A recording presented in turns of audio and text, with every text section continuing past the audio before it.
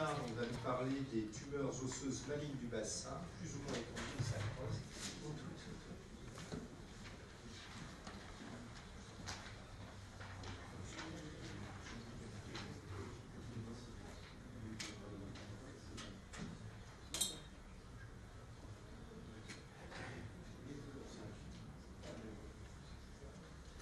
Merci de me donner la parole. Donc là, on va voir en fait l'autre versant de la chirurgie des tumeurs osseuses. Vous avez vu qu'en fait le fémur représentait le tibia la majorité des cas. Et en fait, sur le bassin, ces tumeurs sont plutôt rares et difficiles à opérer.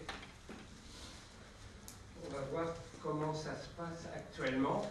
Alors en fait, malgré les progrès de la chimiothérapie, la chirurgie reste malheureusement le traitement principal des sarcomes osseux primitifs.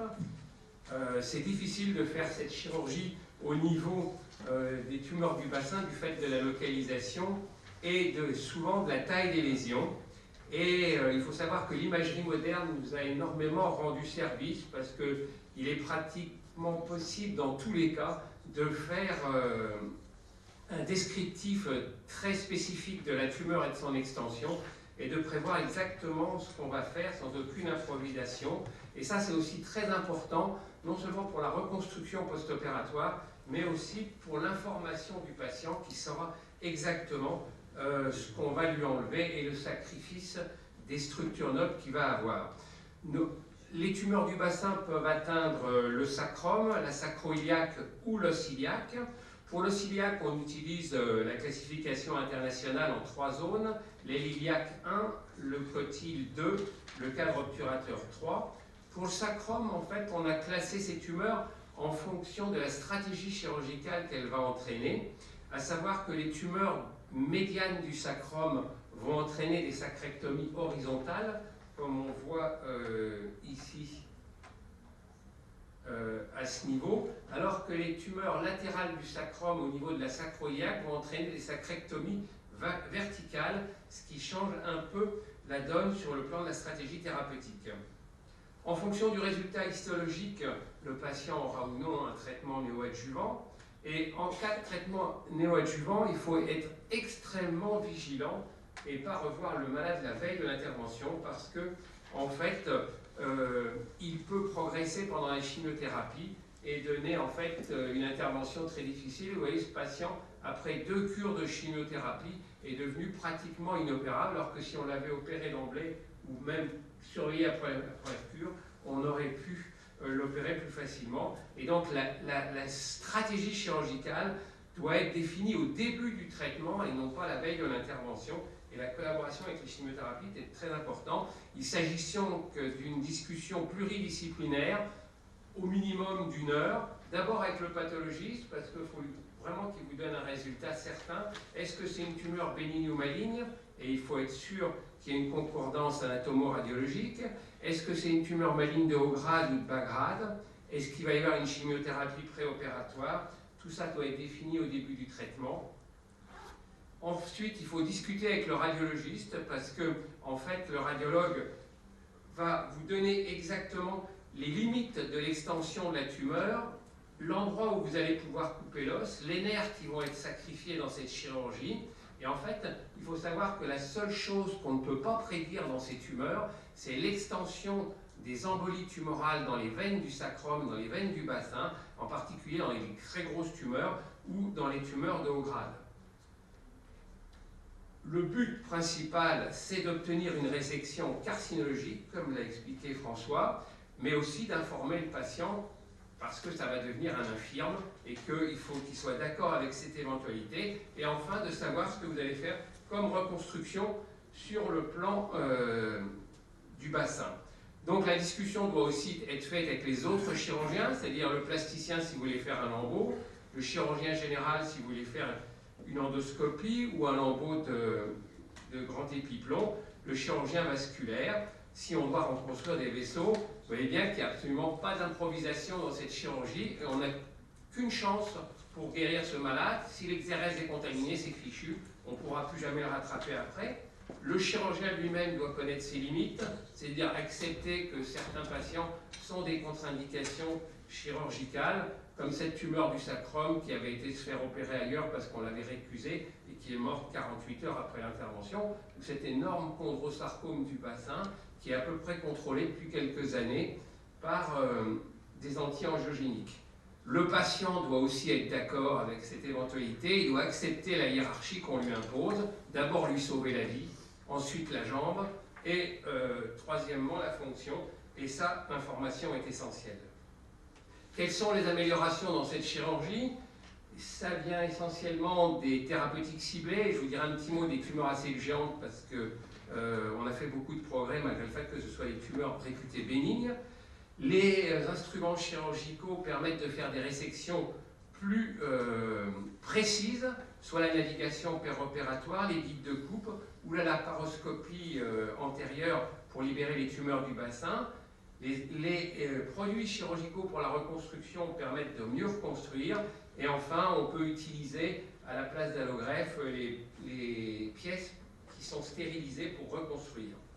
Alors en fait, les tumeurs à cellules géantes, ce sont des tumeurs bénignes, mais dans les localisations axiales, elles arrivent souvent après récidive à tuer le patient.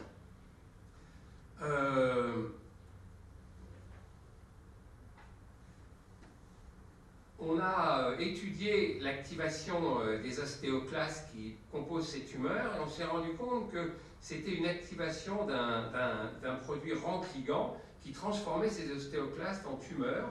Et un nouveau produit est apparu sur le marché, c'est un anticorps anti-Langsugand qui s'appelle le denosumab. Et en fait, on traite avec ce produit qui est utilisé dans l'ostéoporose ces tumeurs à cellules géantes avec régulièrement un résultat absolument spectaculaire sur la régression de la tumeur. Et vous voyez, ce jeune homme de 25 ans a une tumeur à cellules géantes, c'est une bonne surprise histologique parce qu'on pensait que c'était une tumeur maligne. Il y a quelques années, pour enlever cette tumeur, il fallait faire une résection extrêmement large et avec un sacrifice osseux, musculaire très important. Il a eu un traitement néoadjuvant par le denosumab et voilà le résultat après 8 mois de denosumab, une injection toutes les 3 semaines. La tumeur a régressé de façon spectaculaire, l'os s'est reconstitué et en fait il ne reste que dans cette partie possiblement un reliquat tumoral qu'on va cureter en fait pour faire une analyse histologique et voir combien de temps on continue le denosumab et cela permet d'éviter d'avoir un effet rebond à la fin du denosumab. Voilà la radiographie du patient après 1 an de traitement. On n'a fait aucune résection, on a fait simplement un curetage et il est en rémission complète. Au niveau du sacrum, cette tumeur à cellules géantes était aussi une catastrophe, puisque en fait, ça entraînait des récidives itératives, et quand on devait opérer ces malades, on avait des complications absolument majeures, puisqu'on faisait des curetages, et malgré une embolisation, cette tumeur à cellules géantes du sacrum a saigné 22 culoglobulaires. Maintenant, avec le denosumab, c'est très simple, puisque en fait les patients se recalcifient, comme je vous l'ai montré sur le bassin, et vous voyez que cette petite tumeur à cellules géantes du sacrum, après 6 mois de denosumab, la tumeur a complètement disparu à tel point qu'on n'a même pas jugé utile de l'opérer. Donc c'est un progrès absolument fondamental pour ce type de tumeurs. L'autre progrès, c'est la navigation péropératoire. Habituellement, quand vous faites une tumeur du bassin, vous faites un double abord, un abord antérieur, un abord postérieur, pour faire le tour de l'os iliaque ou le tour du sacrum. De temps en temps, on peut éviter ce double abord et faire une chirurgie qu'on qualifierait d'aveugle grâce à la navigation. Alors la navigation, c'est assez sophistiqué puisqu'il faut rentrer en préopératoire toutes les données du malade dans l'ordinateur, puis en préopératoire avec une caméra, un système pour initialiser le malade, c'est-à-dire le reconstruire en préopératoire, et puis un système pour viser quand vous décidez de faire les coupes osseuses. Alors voilà un cas particulier, c'est une patiente qui présentait un très volumineux chondrosarcome de l'os iliaque, avec, si on faisait une chirurgie conventionnelle, la nécessité de faire une hémisacrectomie, resséquer l'os iliaque, alors que possiblement du fait de la naissance de ce chondrosarcome sur une exostose, on peut garder, par une seule voie d'abord, la face postérieure de l'os iliaque. On a donc reconstruit cette patiente dans l'ordinateur, et l'ordinateur vous donne la direction de la coupe avec la reconstruction péropératoire. Et ici, vous voyez la vue péropératoire avec la dissection de la tumeur. Ici, l'initialisation qui est reliée à la caméra de l'ordinateur. Et ici, le stylet qui donne la direction de la coupe. Et en fait, on a coupé exactement comme avait prévu l'ordinateur, sans faire de temps antérieur et en préservant le capital osseux. L'autre système de navigation, c'est les guides de coupe anatomique qui ont été développés par les Belges de l'Université catholique de Louvain, qui permettent en fait, en péropératoire, d'augmenter la précision des coupes osseuses, c'est-à-dire que vous rentrez le patient dans l'ordinateur, on vous dessine les guides de coupe, vous les positionnez sur l'os iliaque et vous coupez exactement à l'endroit où vous avez décidé de le faire grâce à ces guides de coupe. Alors voilà un petit dossier. En fait, on fusionne les images scanner IRM pour dessiner la tumeur du cotyle, puisqu'on veut faire pour cette patient une résection limitée. Ici, vous avez le planning de la résection, puis le planning de la reconstruction sur une allographe osseuse. Les instruments de coupe qui sont positionnés en péropératoire. Ici, vous voyez la coupe de l'os du patient en péropératoire grâce au guide de coupe. Et ici, la coupe de l'allogreffe en péropératoire grâce à un autre guide de coupe. Ici, on voit que la pièce de résection s'inscrit parfaitement dans la société. Et voilà la reconstruction. En fait, grâce à ce système, plutôt que d'enlever tout le cotyle, on a pu faire une résection parfaitement limitée avec une précision parfaite sur le plan carcinologique. L'autre avancée, c'est l'utilisation pour nous de la laparoscopie pour les tumeurs du sacrum. Habituellement, ces grosses tumeurs du sacrum, en général des cordones, nécessitaient un temps antérieur de libération chirurgicale avec réalisation d'un épiplomb, ligature des vaisseaux. Puis ensuite, donc c'était vers 3 h de l'après-midi, on mettait le patient en décubitus ventral, on faisait le temps postérieur, et donc on finissait très tard avec une chirurgie longue et choquante. En fait, maintenant, on a amélioré notre technique en utilisant un temps antérieur laparoscopique chez ces malades. Cette laparoscopie est faite par le chirurgien digestif à J1. Ça permet de libérer le rectum et souvent beaucoup plus loin que la chirurgie conventionnelle. Ça permet de faire le lambeau d'épiplomb, mais on ne peut pas ligaturer les vaisseaux. 48 heures après, le patient est mis en décubitus ventral. On fait une voie d'abord postérieure, on enlève la tumeur. Et vous voyez ici en jaune, c'est la libération antérieure. En rouge, la libération postérieure. Les ostéotomies en rouge et en bleu. Et en fait, on fait cette intervention le matin et donc dans de meilleures conditions. Et en fait, on a comparé nos deux séries sur les différents items et en particulier l'exérèse carcinologique. C'est pareil en laparoscopie qu'en laparotomie. En revanche, il y a une différence très significative sur le saignement et la laparoscopie permet de diminuer le saignement d'environ 1/3, puisque vous voyez qu'en fait ces patients ont 3 fois moins de transfusion que la série témoin par laparotomie. Et en plus, la procédure est probablement moins choquante pour le patient et pour le chirurgien parce que ça dure beaucoup moins longtemps. Concernant les reconstructions, on a utilisé les instrumentations vertébrales depuis longtemps.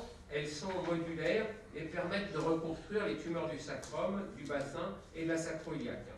Alors, quand on fait une sacrectomie horizontale, mais qu'on garde la vertèbre S1, ce n'est pas nécessaire de reconstruire parce qu'il y a 70% de résistance qui persiste. En revanche, quand vous faites une sacrectomie totale comme ici, c'est impératif de reconstruire pour améliorer l'état fonctionnel. En fait, comme c'est une chirurgie qui est extrêmement difficile, extrêmement délabrante et que les suites sont terriblement houleuses, certains auteurs recommandent de ne pas reconstruire avec un résultat fonctionnel qui est quand même très difficilement acceptable.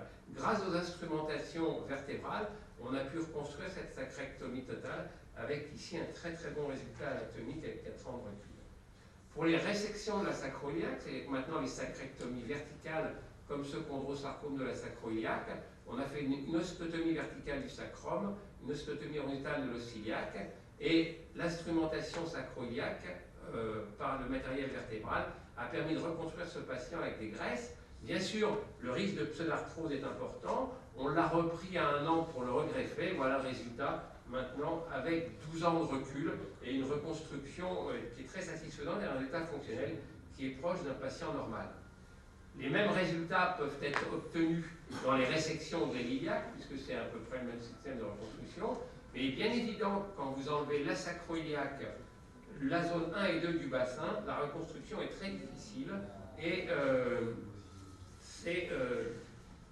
si on laisse sans reconstruction des séquelles importantes, comme cette patiente qui avait une résection sans reconstruction, à qui on a dû allonger le fémur, arthrodéser le rachis, elle a quand même un résultat fonctionnel acceptable puisqu'elle est vivante maintenant avec 20 ans de recul. Dans ce cas de sarcome des Ewing de la sacro-iliaque atteignant les zones 1 et 2, en fait, vous voyez qu'on a reconstruit le rachis, le bassin, mais qu'on a laissé la hanche flottante parce que c'était trop compliqué de faire tout en même temps. L'aspect esthétique n'est pas trop catastrophique, et voilà la patiente qui est maintenant, avec 15 ans de recul, elle commence à avoir quelques douleurs au niveau de la hanche qui se sont appuyées sur le bassin.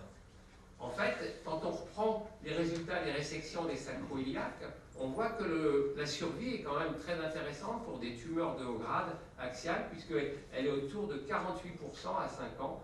Et puis on voit aussi que les résultats fonctionnels peuvent être anticipés, puisque on sait exactement ce qu'on va faire comme résection nerveuse et que le résultat fonctionnel dépend essentiellement du sacrifice de L5, et on sait exactement ce qu'on va faire comme ostéotomie, et on sait que quand on enlève la sacro-iliaque et les zones 1 et 2, on a un résultat qui est plus difficile.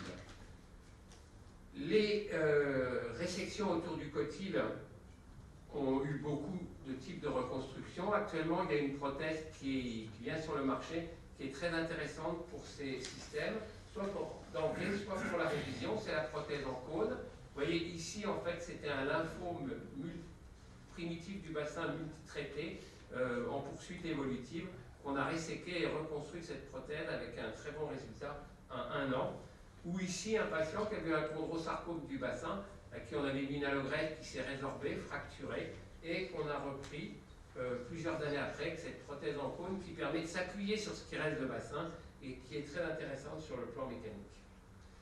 Le plus difficile, c'est quand on a enlevé la sacro-iliaque et les zones 1, 2 et 3 du bassin.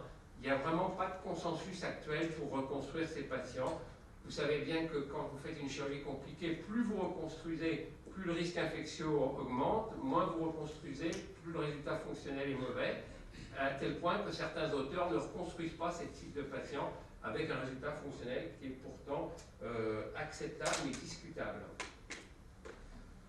Nous, on a utilisé dans cette situation des allogreffes, des prothèses d'hémipelvis, des reconstructions au ciment. Tout ça, ça donne des bons résultats avec 2 ans de recul, puisque en fait, les patients, il y en a pratiquement 40% qui sont décédés à ce moment-là. Mais à long terme, on a eu beaucoup de complications avec des résorptions, des fractures, des démontages. Les voies de recherche actuelles, c'est soit de réutiliser l'os du patient stérilisé avec de l'azote liquide ou une irradiation péropératoire, soit des prothèses d'hémipelvis en titane poreux. Il y a une bonne réintégration, mais elles sont extrêmement chères. Et nous, on attend bien sûr l'os artificiel. En conclusion, avec l'imagerie moderne et les nouveaux instruments chirurgicaux, on peut faire des résections plus précises. La chirurgie, quand elle est contre-indiquée, c'est mieux de ne pas la faire que de faire une exérèse contaminée. Quand vous contaminez l'exérèse, c'est souvent une erreur du chirurgien, soit dans les indications, soit dans la stratégie thérapeutique.